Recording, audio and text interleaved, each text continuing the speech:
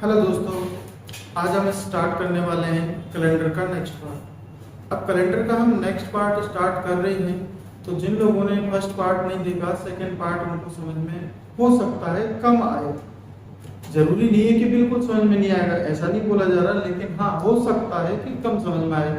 तो मेरा सजेशन ये है कि फर्स्ट पार्ट को आप जरूर चेकआउट करें, उसके बाद में सेकेंड पार्ट पर आए। ठीक है, सेकेंड पार्ट में हम क्या करेंगे, जिस तरह के क्वेश्चन बनते हैं कैलेंडर के अंदर, उन क्वेश्चनों को हम कवर करने की कोशिश करेंगे। ठीक है, अब जैसे कि हमने लास्ट वाली वीडियो में हमने कैलेंडर के फर्स्ट पार्ट में ये बताया था कि मेथड किस किस तरह से होते हैं। अब मेथड बता दिया, उसके बाद में हमने लास्ट में एक क्वेश्चन सॉल्व किया था, उसके बाद में अब हम नेक्स्ट क्वेश्चन करने वाले हैं। ये नेक्स्ट टाइप का क्वेश्चन है, तो हम टाइप वाइज क्वेश्चन सॉल्व करने वाले हैं। सबसे पहले टाइप फर्स्ट क्वेश्चन लेते हैं।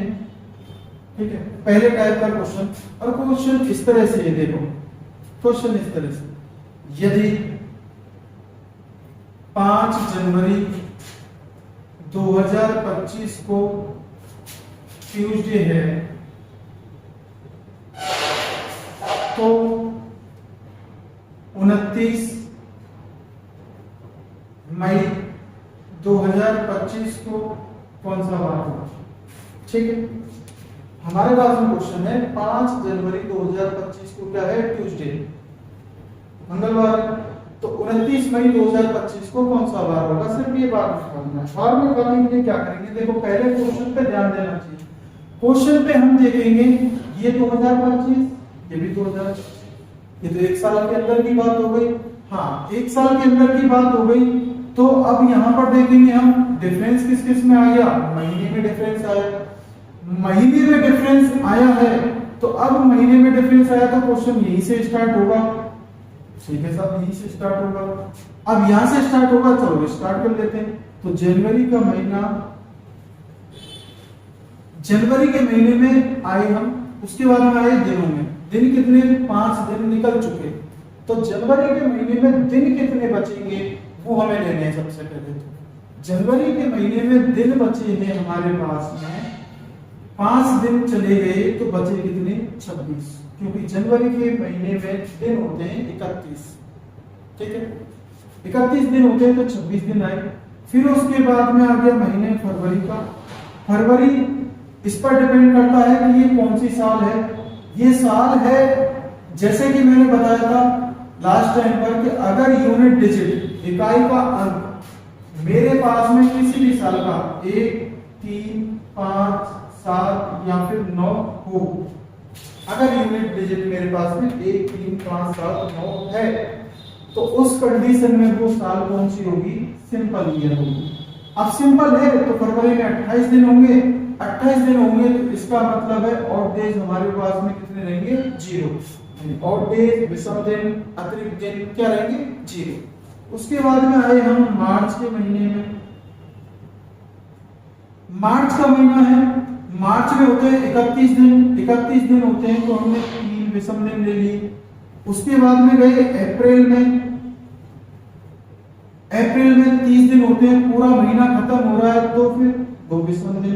अप्रैल के बाद में आए मई। अब हमें क्वेश्चन में क्या करना था, 5 जनवरी से लेकर 29 मई तक के बीच वाले दिन लेने। मई में आए, जैसे ही मई तो पूरा खत्म नहीं है, मई के दिन कितने लेने, 29, तो हमने 29 ले लिए। अब ये जो दिन आए बीच वाले, ये बीच वाले दिन है 5 जनवरी से बाद वाले, 5 जनवरी के बाद वाले, जैसे कि 6 जनवरी, 7 जनवरी, 8 जनवरी, 9 जनवरी, इस तरह के ये 26 दिन बचे हैं। फरवरी में 0, फिर मार्च में 3, अप्रैल में 2 और मई में 29। ये 2 और 3 कैसे आ रहे हैं, जिस महीने में 31 दिन है, 31 डेज है, उसमें 3 विषम दिन बचेंगे, जिसमें 30 दिन है उसमें 2 विषम दिन बचेंगे। और फरवरी के महीने में 28 दिन थे तो यहाँ पर विषम दिन कितने बचेंगे, 0, जो कि हमने पिछली वीडियो के कंसेप्ट में बता दिया था। ठीक है, अब क्या करेंगे हम, अब हमें क्या करना है, या तो हम इन संख्याओं को जोड़ के साथ डाल दें और जो रिमाइंडर बचेगा उसको ले लें, या फिर हम ये करें कि जैसे ही संख्या या तो हमारे पास में 7 इकट्ठी हो जाए या 14 इकट्ठे हो जाए या 28 या 21, उन सभी को हम काट देंगे 7 से, क्योंकि 7 से भाग देने के बाद में 7, 14, 21, 28 इनमें से कुछ शेष बचने वाला है ही नहीं। जब शेष नहीं बचेगा तो उसको हम सीधे सीधे काट सकते हैं, जैसे कि 26 और 2 28 कट गए, कुछ बचा नहीं। 29 और 3 बचे, कितने हो गए 32। 32 में मैंने 7 का भाग दिया तो रिमाइंडर कितना बचेगा, 32 में रिमाइंडर बचेगा 7 चौके 28, रिमाइंडर बचा 4 रिमाइंडर बचा तो ट्यूसडे में 4 जोड़ा जाएगा। जोड़ा क्यों जाएगा, क्योंकि हम क्या कर रहे हैं क्वेश्चन में 5 जनवरी से 29 मई तक के लिए आगे जा रहे हैं, तो बीच वाले जो दिन बचे कितने बचे 4 जोड़ देंगे ट्यूसडे में, ट्यूसडे का मतलब 2 और 4 6 का मतलब सैटरडे, तो सैटरडे इसका आंसर आ चुका है। चलो नेक्स्ट क्वेश्चन, एक और क्वेश्चन लेते हैं जिससे पूरी तरह से अच्छी तरह से समझ में आ सके। ठीक है, एक और क्वेश्चन ले रहे हैं। एक और क्वेश्चन क्या है, यदि 15 मई 2025 को शनिवार हो तो 20 अगस्त 2025 को कौन सा वार हो। ठीक है, अब देखो फिर से हमने क्वेश्चन में क्या देखा, ईयर सेम है, एक ही साल के अंदर की बात हो रही है। अब अंतर कहाँ आया, मई और अगस्त में, तो क्वेश्चन यहां से स्टार्ट होगा मई से। तो सबसे पहले हम मई का महीना ले लेते हैं। मई के महीने में कहां तक गए हम, 15 दिन, यानी कि 15 मई से और 20 अगस्त तक के बीच वाले दिन हमें लेने, और बीच वाले दिनों में से सप्ताह हटाने के बाद में जो दिन एक्स्ट्रा बच जाएंगे उन एक्स्ट्रा दिनों को हम सैटरडे में ऐड कर देंगे और हमारा आंसर आ जाएगा। ठीक है, देखो मई लिया हमने, मई में 15 दिन चले गए, बचे कितने 16। मई के बाद में महीना जून का आता है, जून में 2 विषम दिन, जून के बाद में जुलाई में 3 विषम दिन, फिर आया अगस्त में 20 तारीख तक जाना है, तो अगस्त के हमने 20 ले लिए। 20 ले लिए, अब काटेंगे संख्या को, जैसे कि 16 और 2 18 और 3 21, ये 7 से पूरी तरह से 21 कट जाता है, कुछ ना कुछ शेष बचता ही नहीं है। अगर कुछ शेष बचेगा उसको हम लिख लेंगे। अब बचा कहां से 20 में मैं 7 का भाग दूं, यहां से रिमाइंडर कितना बच रहा है 6 रिमाइंडर बच रहा है, तो सैटरडे में 6 ही ऐड करना पड़ेगा। सैटरडे का मतलब 6 होता है, 6 नंबर पर आता है, जैसे कि फर्स्ट पे आएगा मंडे, सेकंड पे ट्यूसडे, थर्ड पे वेडनेसडे, फोर्थ पे थर्सडे, फिफ्थ पे फ्राइडे, सिक्स पर सैटरडे और 7 या फिर 0 पर संडे। तो सैटरडे 6 है, 6 में 6 जोड़ेंगे 12 हो गए, 12 में 7 हटा दिए, फिर रिमाइंडर कितना बचेगा 5 बचा है, तो इसका मतलब क्या आएगा फ्राइडे।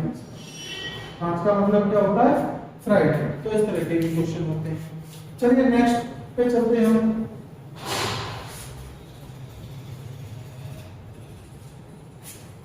नेक्स्ट एक और क्वेश्चन हम ले रहे हैं।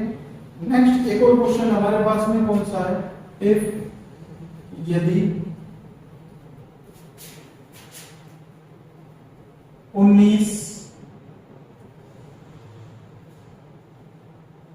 सितंबर 2025 को मंडे है, तो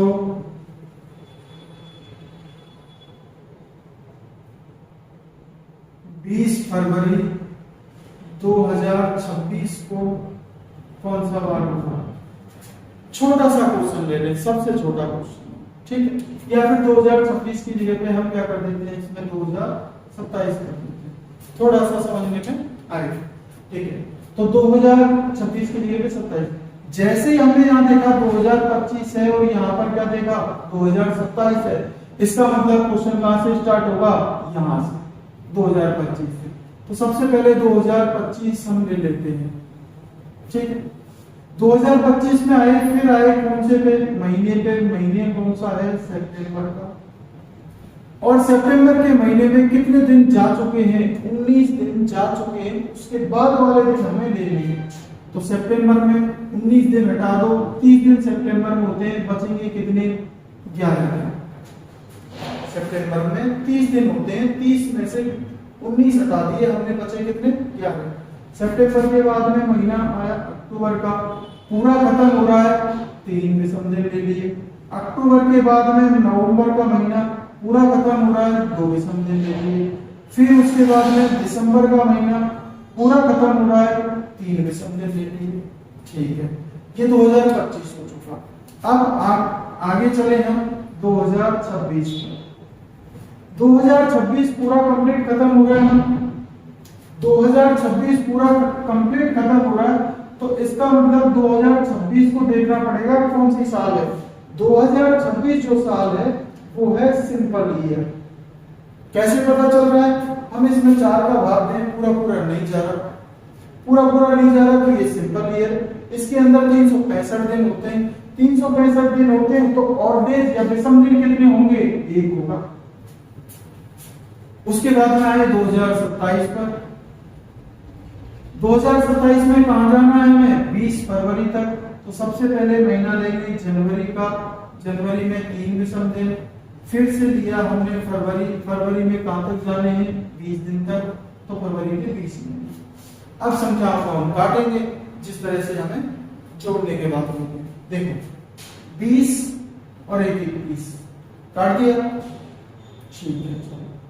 उसके बाद में हम काट रहे हैं 11 और 3 14, 14 खत्म, 7 से कट जाता है खत्म।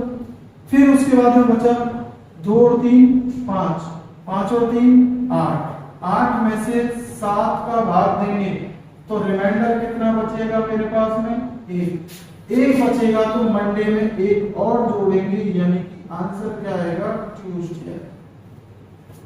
आंसर क्या आया, ट्यूसडे आएगा। इस तरह के क्वेश्चन पूछे जाते हैं। नेक्स्ट और क्वेश्चन लेते हैं हम।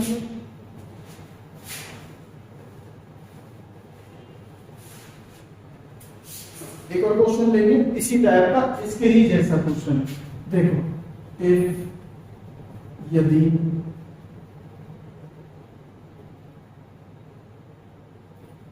नवंबर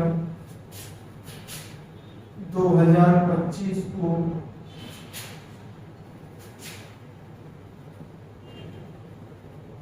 फ्राइडे है, तो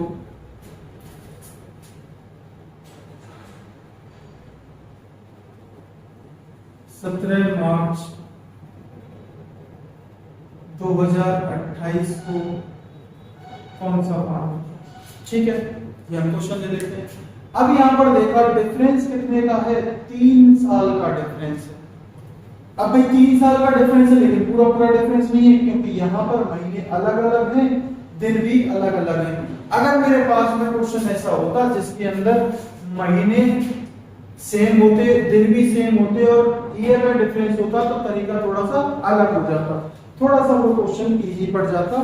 देखिए वो क्वेश्चन भी हम अगला लेंगे, ठीक है। देखो अब क्वेश्चन यहां से स्टार्ट होगा, 2025 से क्वेश्चन स्टार्ट होगा, तो 2025 लेंगे सबसे पहले। और 2025 में महीना कौन सा है, नवंबर का, तो नवंबर का महीना ले लिया। अब नवंबर के महीने में दिन कितने जा चुके हैं, 15 है, तो दिन कितने बचे, 15 बचे, क्योंकि नवंबर का महीने में 30 दिन होते हैं, जिसमें 15 दिन तो जा चुके हैं, 15 दिन और बचे हैं। उसके बाद में महीना आया दिसंबर का, दिसंबर में 3 विषम दिन होते हैं, 2025 खत्म। उसके बाद में नेक्स्ट चले 2026, पूरा कंप्लीट खत्म है। अभी बताया था सिंपल ईयर है, 1 विषम। 2027 ये भी सिंपल है, 1 विषम दिन। 2028 पूरा कंप्लीट नहीं है, जाना कहां तक है, 17 मार्च तक। तो सबसे पहले क्या करेंगे, जनवरी में देंगे, विषम दिन कितने आएंगे, 3। फरवरी में विषम दिन कितने आएंगे, 0 या 1, ये 2028 डिसाइड करेंगे। 2028 क्या है, लीप ईयर। 4 का भाग देंगे, देखो पूरा पूरा जा रहा है, जब पूरा पूरा भाग जा रहा है, ये है क्या, लीप ईयर। लीप ईयर में विषम दिन कितने होंगे, 1 होंगे। उसके बाद में नेक्स्ट कहां पर गए, मार्च पर, और मार्च में दिन कितने दे रखे हैं, 17, तो हमने 17 ले ली। अब संख्याएं हम जोड़ेंगे जो यहाँ पर ये दिन दे रखे हैं। अब यहाँ पर हमें लगेगा कोई संख्या 7, 14, 21, 28 इकट्ठी हो जाएगी, उसको हम काट देंगे।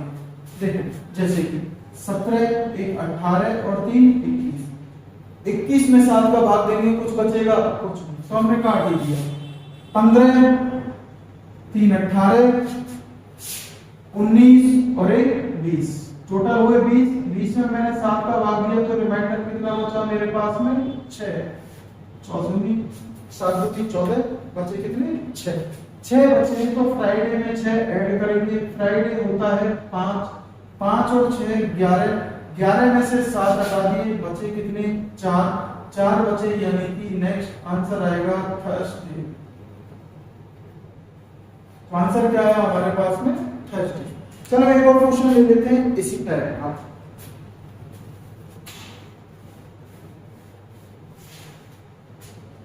जैसे कि यदि 22 सितंबर 2025 को मंगलवार है, तो 22 सितंबर 2027 को कौन सा वार होगा, ठीक है। अब जब ऐसे क्वेश्चन हो, वो सबसे वाला इजी क्वेश्चन रहते हैं। देखो डेट बिल्कुल सेम है, महीना सेम है, और साल भी सेम नहीं, सॉरी साल में अंतर है बस। तो साल में अंतर है, कितनी साल का अंतर है, 2 साल का अंतर। अब 2 साल का अंतर है, कैसे निकालेंगे, जैसे कि देखो ये 2025 है, ठीक है, 2025 है, कहां से चालू होंगे, यहां पर 22 सितंबर से लेकर के और 22 सितंबर 2027 तक जाना है। तो अंतर कितने का आया, 2 साल का, यानी कि 2025 और 2026। क्यों कर रहे हैं हम ऐसा, 2025 को कंप्लीट करने के लिए हमने 22 सितंबर तक के दिन, यानी 1 जनवरी से 22 सितंबर तक के दिन इसके अंदर डाल दिए 2025 में, तो ये पूरा साल हो जाएगा। क्यों हो जाएगा, क्योंकि यहां पर जो दिया गया है 22 सितंबर 2025 के बाद वाले दिन ही तो ले रहे हैं, तो इसके अंदर तो कम पड़ गए, तो वो दिन हमने इसमें उठा दिए, डाल दिए। ये वर्ष कौन सा हो गया, पूरा कंप्लीट हो गया, 2025 कंप्लीट हो गया, 2026 कंप्लीट है, 2027 में क्या बचा, कुछ नहीं। तो दोनों के ले लेंगे, 2025 में विषम दिन 1, 2026 में विषम दिन 1, दोनों को जोड़ ले, कितने होंगे, 2। ट्यूसडे में 2 और जोड़ दे, 2 और 2 4, 4 का मतलब थर्सडे। तो ये हमारा आंसर आ चुका है, ठीक है। अब हम नेक्स्ट क्वेश्चनों पे चलते हैं। नेक्स्ट क्वेश्चन क्या है, जैसे कि क्वेश्चन इस तरह का भी आ सकता है कि यदि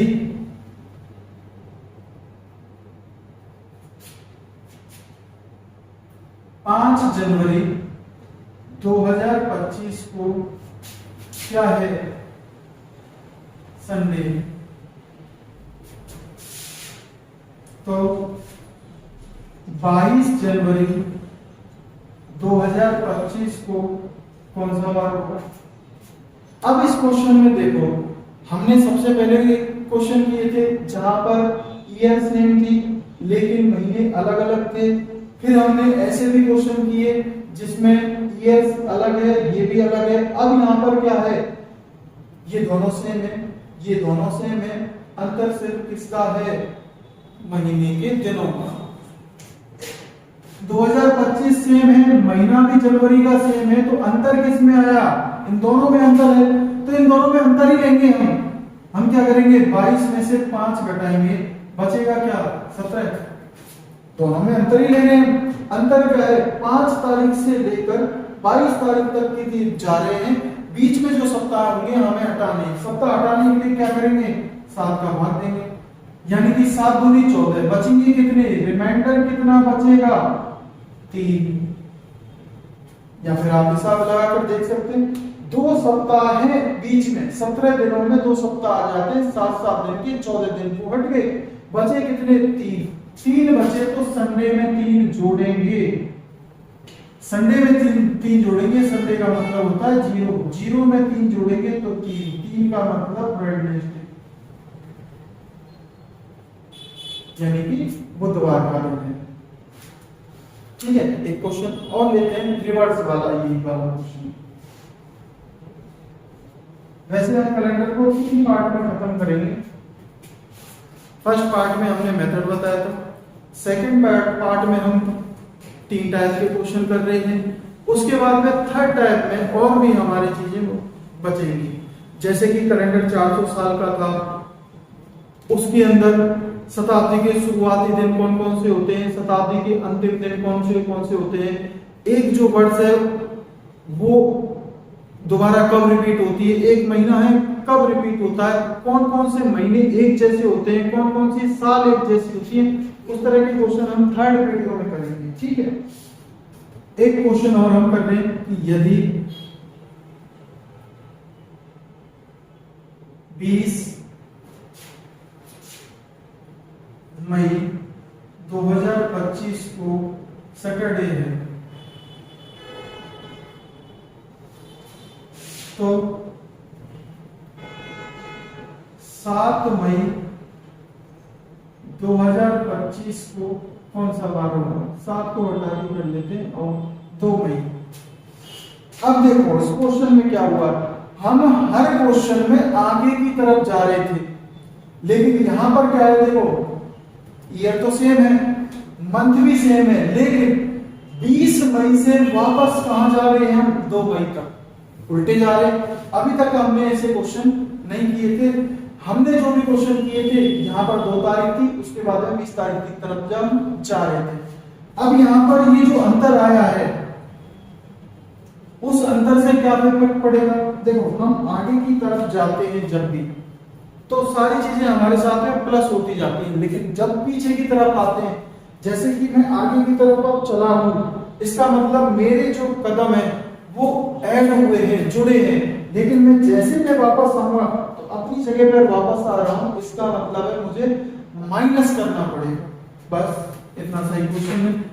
अब क्या करें, 20 में से 2 घटा दें, बचेंगे कितने, 18 में मैंने 7 का भाग दे दिया, तो रिमाइंडर कितना बचा मेरे पास में, 7 दूनी 14, बचे कितने मेरे पास में, 4 बचे, तो सैटरडे में 4 और ऐड नहीं होंगे, इस बार माइनस होंगे, तो सैटरडे इसका मतलब 6 में से 4 घटेंगे तो बचेंगे कितने, 2 का मतलब ट्यूसडे।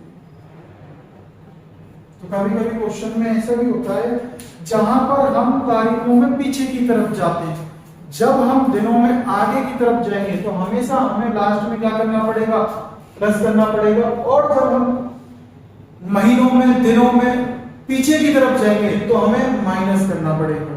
आगे की तरफ जाएंगे तो प्लस करेंगे और पीछे की तरफ जाएंगे तो माइनस करेंगे। तो आज की क्लास में इतना ही।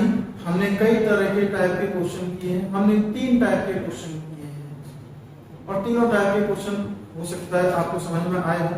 अगर समझ में आए तो आप कमेंट करके बताएं, वीडियो को लाइक भी करें और चैनल को सब्सक्राइब करें। नेक्स्ट पार्ट में, थर्ड पार्ट में हम क्या करेंगे, कैलेंडर की जो भी पार्ट बचा हुआ है उस कैलेंडर में क्या बचा हुआ है। जैसे कि कैलेंडर 400 साल का बनाया गया था, तो 400 साल का कैलेंडर बनाया गया तो उसमें 4 शताब्दियां थी। उन 4 शताब्दियां में क्या क्या हुआ था, जैसे कि 4 शताब्दियां हैं वो रिपीट होती हैं, उनके अंदर वर्ष रिपीट होते हैं, उनके अंदर महीने रिपीट होते हैं और दिन रिपीट होते हैं। इसी वजह से ये सारी चीजें रिपीट होती है। तो और हम पढ़ेंगे कैलेंडर के शुरुआती दिन कौन से थे, अंतिम दिन कौन से होते हैं, शताब्दी के शुरुआती और शताब्दी के अंतिम दिन कौन कौन से होते हैं, और कुछ बेसिक जो क्वेश्चंस एग्जाम बेस्ड बनते हैं उन क्वेश्चनों को भी हम करेंगे। ठीक है, धन्यवाद।